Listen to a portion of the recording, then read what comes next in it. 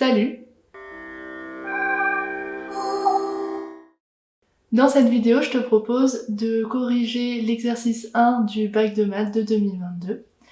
Le voilà à l'écran, donc n'hésite surtout pas à faire une capture d'écran et à essayer de le faire avant de regarder la correction. Et on commence donc avec la partie A de l'exercice 1. Donc d'abord, j'ai réécrit les informations intéressantes de l'énoncé de l'exercice. Dans l'énoncé, on nous dit que la quantité du médicament présente dans le sang du patient est modélisée par la fonction f, définie sur l'intervalle 0,10, par f de t égale à 3 fois t fois exponentielle de moins 0,5 t plus 1. J'ai également noté à quoi correspondaient f de t et t. Donc f de t, c'est bien la quantité de médicament dans le sang exprimée en milligrammes, et t, c'est le temps écoulé depuis la prise du comprimé exprimé en heures. Voilà, donc là on a toutes les infos qui nous seront utiles pour répondre aux questions de la partie A. Et c'est parti pour la question 1A. Donc dans cette question, on nous demande de montrer que la dérivée de f sur l'intervalle 0,10 est f' de t égale à 3 facteur de moins 0,5 t plus 1 fois exponentielle de moins 0,5 t plus 1. Donc la première étape, quand on cherche une dérivée, c'est de déterminer la forme de f. Ici, f est de la forme u fois v, avec u de t égale à 3t et v de t égale à exponentielle de moins 0,5 t plus 1. Comme les fonctions u et v sont des fonctions assez simples, on peut tout de suite déterminer leur dérivée. Donc u' de t est égal à 3, et v' de t est égal à moins 0,5 fois exponentielle de moins 0,5 t plus 1. Puis, il est important de montrer que f est bien dérivable. Souvent, on va dire qu'une fonction est dérivable quand c'est le produit, le quotient, la somme, la différence ou la composée de fonctions dérivables. Donc ici, on peut dire que f est dérivable sur l'intervalle 0,10, car c'est le produit de deux fonctions dérivables sur 0,10. Et donc ces deux fonctions dérivables sur 0,10, c'est bien entendu u et v. Et voilà, là on a tout pour calculer f'. Comme on sait que f c'est u fois v, on peut écrire que f' de t est égal à u'v plus uv'. On remplace tout ça par leur expression qu'on a déterminée plus haut. Donc là, prenez votre temps quand vous recopiez, ça serait vraiment dommage de faire une erreur bête de recopiage et du coup qu'à la fin ce soit faux. En factorisant par 3 et par exponentielle de moins 0,5 t plus 1, on obtient bien que f' de t est égal à 3 facteur de moins 0,5 t plus 1 fois exponentielle de moins 0,5 t plus 1, comme nous le dit l'énoncé. En factorisant par 3 et par exponentielle de moins 0,5 t plus 1, on obtient bien que f' de t est donc égal à 3 fois moins 0,5 t plus 1 fois exponentielle de moins 0,5 t plus 1. Et c'est bien ce que nous disait l'énoncé. Dans la question 1b, on nous demande de dresser le tableau de variation de f. Donc pour ça, on va utiliser l'expression de f' qu'on vient de déterminer pour faire le tableau de signes de f' de t et ainsi en déduire le tableau de variation de f. Donc j'ai commencé par tracer le tableau de signes et de variation sur l'intervalle de définition de f, c'est-à-dire sur l'intervalle 0,10. Et donc on va venir le remplir au fur et à mesure. Moi j'ai commencé par essayer de trouver quand est-ce que f' de t était positif, c'est-à-dire supérieur ou égal à 0. On peut remplacer f' de t par son expression qui est 3 facteur de moins 0,5 t plus 1 fois exponentielle de moins 0,5 t plus 1. Comme la fonction exponentielle est toujours positive sur l'ensemble des réels, ce qui va déterminer le signe de f' de t, c'est uniquement ce qu'il y a entre parenthèses. On va donc chercher quand est-ce que moins 0,5 t plus 1 est supérieur ou égal à 0. Là, j'ai soustrait par 1 de chaque côté de l'inéquation, ce qui me donne moins 0,5 t supérieur ou égal à moins 1. Puis on divise par moins 0,5. Comme on a divisé par un nombre négatif, on n'oublie pas de changer le sens de l'inégalité. Et au final, on obtient que f' de t est positif quand t est inférieur à 2. Je peux remplir le tableau de signes de f' de t. Donc pour t égale à 2, f' de t est égal à 0. En dessous, f' de t est positif et au-dessus, c'est négatif. On va maintenant calculer f de 0, f de 2 et f de 10. f de 0 est égal à 3 fois 0 fois exponentielle de moins 0,5 fois 0 plus 1, et ça nous donne f de 0 égale à 0. F de 2 est égal à 3 fois 2 fois exponentielle de moins 0,5 fois 2 plus 1, ce qui fait 6. Et enfin, f de 10 est égal à 3 fois 10 fois exponentielle de moins 0,5 fois 10 plus 1, ce qui fait 30 exponentielle de moins 4. On peut donc noter dans le tableau de variation que f est croissante de 0 à 2 car f' de t est positif. En 0, f est égal à 0 et en 2, f est égal à 6. Puis f est décroissante de 2 à 10 car f' de t est négatif. Et en 10, f est égal à 30 exponentielle de moins 4. Alors vous pouvez aussi essayer de vous autocorriger à l'aide de la calculatrice en traçant les courbes de f' et de f. Donc la courbe de f', elle est censée être positive de 0 à 2 et négative de 2 à 10.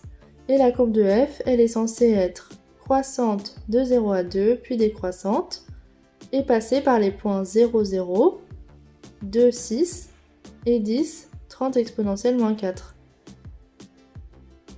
On passe maintenant à la question 1c. En fait, cette question, elle fait un peu le lien entre le contexte de l'exercice et ce qu'on vient de faire avec notre fonction f.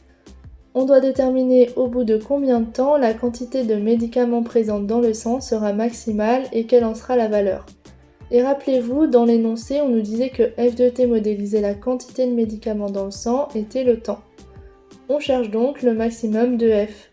Et grâce au tableau de variation, on sait que f atteint son maximum pour f de 2 égale à 6. Donc la quantité de médicaments dans le sang sera maximale au bout de 2 heures et sera de 6 mg. Dans la question 2a, on nous demande de montrer que l'équation f de t égale 5 admet une unique solution sur l'intervalle 0,2 qu'on notera alpha et qu'on déterminera. Donc là, franchement, n'hésitez pas à le noter car ça sera toujours pareil. À chaque fois que vous verrez une question qui dit montrer que l'équation admet une unique solution ou montrer qu'il existe une unique solution telle que l'équation, etc., c'est toujours qu'il faut utiliser le corollaire du théorème des valeurs intermédiaires. Donc si vous avez oublié ce corollaire, allez le relire, mais en gros, pour utiliser ce corollaire, il faut avoir une fonction continue et strictement monotone sur un intervalle i, et il faut que l'image de cette unique solution soit comprise entre les images des bornes de l'intervalle i. Donc typiquement dans notre exercice, f est bien continue et strictement monotone sur l'intervalle 0,2, et 5, qui est l'image de l'unique solution dont on cherche à montrer l'existence, est bien compris entre f de 0 qui est égal à 0 et f de 2 qui est égal à 6. Comme toutes les conditions sont remplies, on peut dire d'après le corollaire du théorème des valeurs intermédiaires qu'il existe une solution qui est unique, notée alpha, comprise entre 0 et 2, telle que f de alpha égale à 5. Et en calculant sur la calculatrice les valeurs de f, on trouve finalement que alpha est égal à 1,02. Et enfin, dernière question de cette partie A, donc la question 2b. Dans cette question, on nous demande de déterminer à la minute près la durée d'efficacité du médicament dans le cadre de ce protocole, en sachant que ce médicament est efficace quand la quantité de médicaments présente dans le sang du patient est supérieure ou égale à 5 mg. Donc on va devoir chercher quand est-ce que f de t est supérieur ou égal à 5. Pour ça, on avait déterminé dans la question 2a que sur l'intervalle 0,2, l'équation f de t égale à 5 a pour solution alpha égale à 1,02. Et ensuite, on nous indique dans l'énoncé que sur l'intervalle 2,10, la solution pour laquelle f de t est égal à 5 est bêta, qui est égal à 3,46.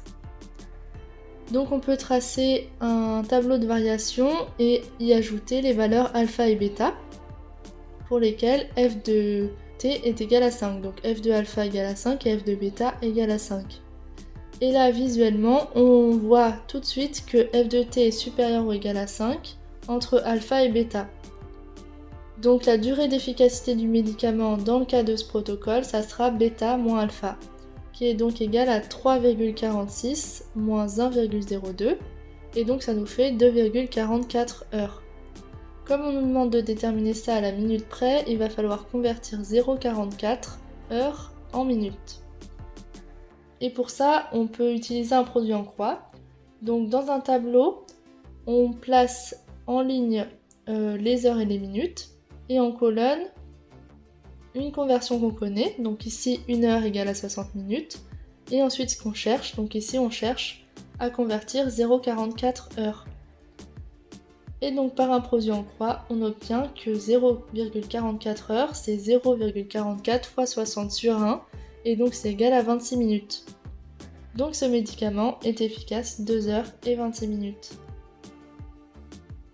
On peut maintenant passer à la partie B. Donc comme pour la partie A, j'ai réécrit dans cette partie les informations intéressantes de l'énoncé. Donc pour cette partie, on réalise un autre protocole dans lequel on modélise la quantité de médicaments présente dans le sang en milligrammes par une suite UN, et N qui représente l'heure de l'injection. Donc dans la question 1, on nous demande de calculer, selon cette modélisation, la quantité U1 de médicaments en milligrammes présente dans le sang du patient immédiatement après l'injection de la première heure. Donc dans l'énoncé, on nous dit que à l'heure 0, on a 2 mg de médicaments, puis au bout d'une heure, donc là ça va être à la première heure, on va avoir disparition de 30% du médicament dans le sang, et on va réinjecter 1,8 mg. Donc on obtient que U1, qui est la quantité de médicaments présente dans le sang au bout d'une heure, est égal à 1-30% de la quantité initiale, donc U0, plus 1,8, puisqu'on ajoute 1,8 mg. Et donc ça nous donne 0,7 fois 2 plus 1,8, ce qui fait 3,2. Puis dans la question 2, on nous demande de justifier que pour tout entier naturel n, on a bien un plus 1 égale à 0,7 un plus 1,8. Donc pour ça, moi j'ai décidé de faire des phrases. Donc à la nème heure, on sait qu'il reste 1-30%, donc 70%, de la quantité de médicaments présente à la n-1e heure, donc à l'heure d'avant. Et on injecte une dose d'1,8 mg en plus. Donc on peut établir l'équation UN égale à 70% fois U de n-1 plus 1,8. Comme 70% est égal à 0,7 et si on décale tout d'un rang, on obtient bien que UN plus 1 est égal à 0,7 fois UN plus 1,8. Passons maintenant à la question 3a. Donc dans cette question, on nous demande de montrer par récurrence que pour tout entier naturel n, on a UN inférieur ou égal à UN plus 1 inférieur à 6. Donc comme on doit montrer ça par récurrence, on va déjà poser une proposition P de n qui est UN inférieur ou égal à UN plus 1 inférieur à 6, donc ce qu'on doit démontrer. Pour l'initialisation, on va prendre n égale à 0. Donc U0 est égal à 2 et c'est bien inférieur ou égal à U1 qui est égal à 3,2 qui est inférieur à 6. Donc la proposition P0 est vraie. On passe maintenant à l'hérédité. Donc pour tout n entier naturel, on suppose que la proposition Pn est vraie, donc c'est-à-dire que on suppose que Un est bien inférieur ou égal à Un plus 1 qui est inférieur à 6. Et on montre qu'alors la proposition Pn plus 1 est vraie. Donc on veut montrer que Un plus 1 est bien inférieur ou égal à Un plus 2 qui est inférieur à 6. Donc pour ça, je suis partie de la proposition Pn qu'on a supposée vraie, donc Un inférieur ou égal à Un plus 1 inférieur à 6. J'ai multiplié dans chaque expression par 0,7 et j'ai ajouté 1,8. Comme on multiplie par 0,7 qui est positif, on n'a pas besoin de changer le sens de l'inégalité. Et au final, on peut remarquer que 0,7 fois UN plus 1,8, c'est égal à U de N plus 1. 0,7 fois UN plus 1 plus 1,8, c'est égal à UN plus 2. Et 0,7 fois 6 plus 1,8, c'est égal à 6. Et donc on obtient bien que UN plus 1 est inférieur ou égal à UN plus 2 qui est inférieur à 6. Et la proposition P de N plus 1 est vraie. Donc on a bien réussi à montrer que si P de N est vrai, alors P de N plus 1 est vrai. Et en conclusion, on peut dire que par principe de récurrence, pour tout n entier naturel, on a bien UN qui est inférieur ou égal à UN plus 1 qui est inférieur à 6. Dans la question 3b, on nous demande de montrer que la suite UN est convergente. Donc pour montrer qu'une suite est convergente, il faut soit montrer qu'elle est décroissante et minorée, soit montrer qu'elle est croissante et majorée. Donc ici, grâce au résultat de la question 3a, on sait que UN est croissante, car UN est inférieur ou égal à UN plus 1. Et on sait aussi qu'elle est majorée, car UN est inférieur à 6. Donc ici, en l'occurrence, elle est majorée par 6. Et donc, on peut en conclure que UN est convergente vers une limite qu'on pourra noter L. Et on peut maintenant déterminer la valeur de la limite L de la suite UN.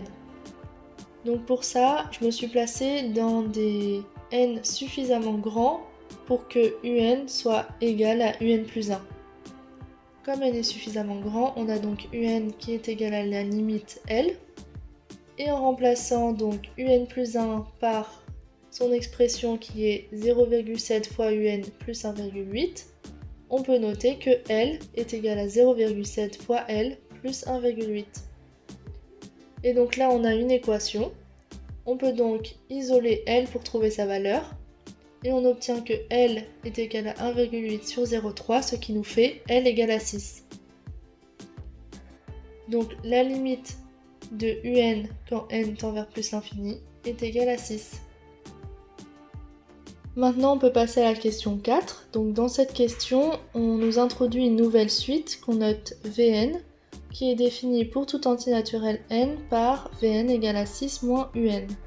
Et dans la question A, on nous demande de montrer que la suite Vn est une suite géométrique de raison 0,7 et on nous demande de déterminer son premier terme V0. Donc pour ça, on va utiliser ce qu'on connaît de Vn.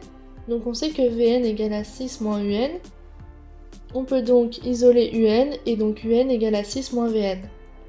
On sait aussi que Vn plus 1 est donc égal à 6 moins Un plus 1. En remplaçant UN plus 1 par son expression, on obtient que Vn plus 1 égale à 6 moins 0,7 fois UN plus 1,8. Or, comme on avait écrit plus haut que UN égale à 6 moins Vn, on peut remplacer UN par son expression. Et donc on obtient que Vn plus 1 égale à 6 moins 0,7 facteur de 6 moins Vn moins 1,8. Ce qui nous fait que Vn plus 1 égale à 6 moins 4,2 plus 0,7 fois Vn moins 1,8 et on obtient donc que Vn plus 1 égale à 0,7 fois Vn. Et ça, c'est bien l'expression d'une suite géométrique de raison 0,7. Donc Vn est bien une suite géométrique de raison 0,7 et de premier terme V0 qui est égal à 6 moins U0 et donc ça nous fait V0 égale à 4. Dans la question 4b, on nous demande maintenant de déterminer l'expression de Vn puis de Un. Donc comme Vn est une suite géométrique de raison 0,7 et de premier terme 4, on sait que Vn est égal à son premier terme, donc V0, fois sa raison, donc 0,7, à la puissance n. Et donc on obtient Vn égale à 4 fois 0,7 puissance n. Maintenant, on peut déterminer grâce à cette expression l'expression de Un en fonction de n, puisque Un égale à 6 moins Vn. Donc Un égale à 6 moins 4 fois 0,7 puissance n. Et enfin, toute dernière question de cet exercice, la question 4c. Dans cette question, on nous dit que dans ce protocole, on arrête les injections lorsque la quantité de médicaments présente dans le sang du patient est supérieure ou égale à 5,5 mg. On va donc devoir déterminer le nombre d'injections réalisées en appliquant ce protocole. Autrement dit, on doit déterminer le nombre d'injections qu'on doit réaliser pour que la quantité de médicaments dans le sang soit supérieure ou égale à 5,5 mg Et la quantité de médicaments dans le sang est modélisée par UN, donc en fait, on doit chercher quand est-ce que UN est supérieur ou égal à 5,5. Comme on avait déterminé dans la question précédente l'expression de UN, on peut la remplacer dans cette inéquation. Donc on obtient que 6 moins 4 fois 0,7 puissance n est supérieur ou égal à 5,5. Si on soustrait 6 de chaque côté de l'inéquation, on obtient que moins 4 fois 0,7 puissance n est supérieur ou égal à 5,5 moins 6. Puis en soustrayant par moins 4, on obtient que 0,7 puissance n est inférieur ou égal à moins 0,5 sur moins 4. Donc là, on n'a pas oublié de changer le sens de l'inégalité puisqu'on a divisé par un nombre négatif qui est moins 4. Et enfin, pour descendre le n du 0,7, on va utiliser la fonction logarithme népérien. Comme cette fonction est croissante pour tout réel positif, on n'a pas besoin de changer le sens de l'inéquation. Et donc on obtient que n fois ln de 0,7 est inférieur ou égal à ln de 1 sur 8. Il ne nous reste plus qu'à diviser par ln de 0,7. Et là, attention, parce que ln de 0,7 c'est bien négatif, donc on rechange le sens de l'inégalité. Et au final, on obtient que n est supérieur ou égal à 5,83. Comme n est un entier naturel, on peut arrondir 5,83 à 6, et donc n est supérieur ou égal à 6. Il faut donc réaliser 6 injections. Merci d'avoir regardé cette vidéo, j'espère qu'elle t'a plu et qu'elle t'a servi. Si oui, n'hésite surtout pas à le faire savoir en likant et en commentant. D'autres vidéos vont arriver prochainement, donc si tu ne veux pas les louper, tu peux t'abonner et activer la cloche.